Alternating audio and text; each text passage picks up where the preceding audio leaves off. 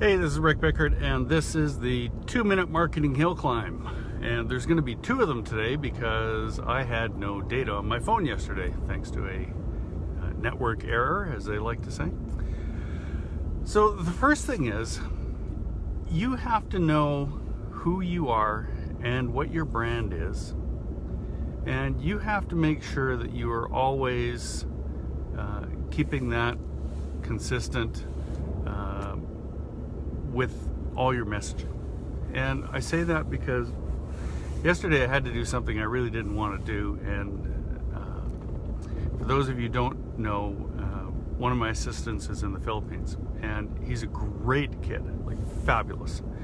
Always gets what I need to get done. It's on time. He's a self-starter. But the other day he did something that I had to say, look, that was wrong. You got to go and undo everything you did. So somehow, and this is 100% my fault, was I never let him know that we have a page on YouTube where we put these videos. And being the self-starter that he is, he went and created a new one. I'm like, no, you gotta, take that down. And then the other thing he did was on these videos, and you probably know me as I like to get to the point. I don't like fluff. So when I start these videos, I just start talking. So he took a bunch of the videos and he put these little intros on. They're really cool, like the logo comes up and it's got lightning and crackling and music. And I'm like, okay, you got to get rid of all those because I'm not an intro kind of guy. I like to get to the point, and I don't need everybody to see my videos and then have to sit through 10 or 15 seconds of this intro thing. So take everything you did and remove it. And I felt really bad about doing that because, he just went and got it done. Didn't ask, just went and did it. But it goes against our brand. So, it's unfortunate. And Anthony, if you do watch this, I'm sorry you had to do all that work and then you had to undo it all. And I do appreciate the initiative, I truly do.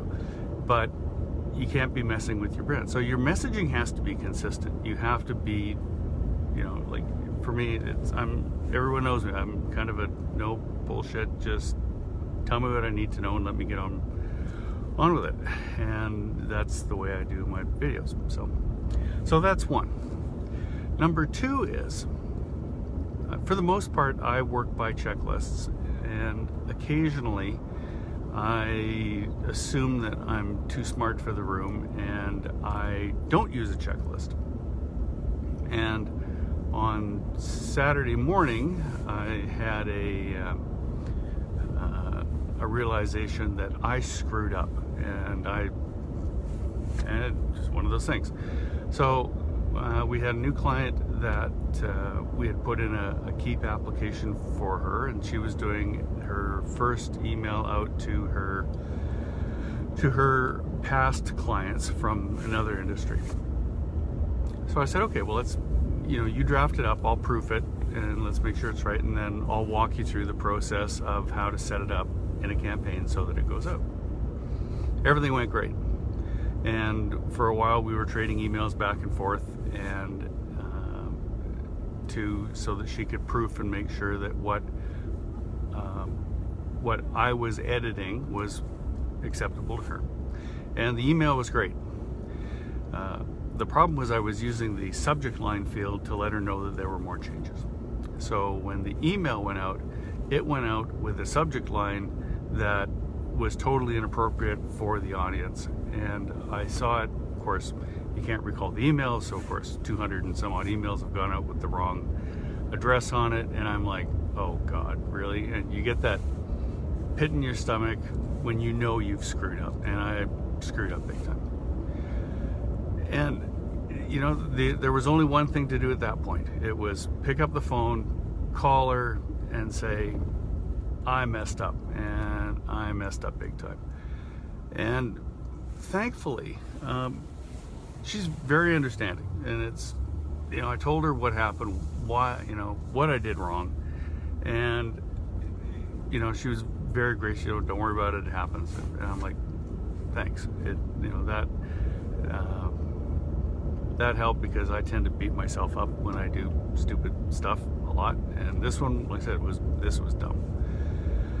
And you know, the fault on this, again, 100% mine. I didn't use, like, I have checklists that would have prevented this completely, and because I just got complacent because I've done so many of them, and just didn't use checklist. Again, just bad. But I'll tell you, it's hard making those phone calls when you know you've messed up and you got to fix it, but you got to do it. You can't, you know, when you mess up, just, you know, admit it, do what you got to do to fix it. In our case, we had to send a second email out where the subject line was "oops." Told the people that were on the list exactly what happened, that I was giving her help and it was my mistake, and you know, we apologize. And for the most part, not a problem. But the message is that, you know, you will make mistakes from time to time. Yeah, you're going to have some clients that are going to go nuclear on you. In my case, I'm very fortunate to have clients like her that were understanding and said, yeah, it happens. So that's the 2-minute marketing hill climb for today. As always, if you want to leave comments, that would be great. If you're willing to share some of your more spectacular mess ups, I'd love to hear about it. Just put them right below. And yeah, let's go out there and make some sales. Have a great day.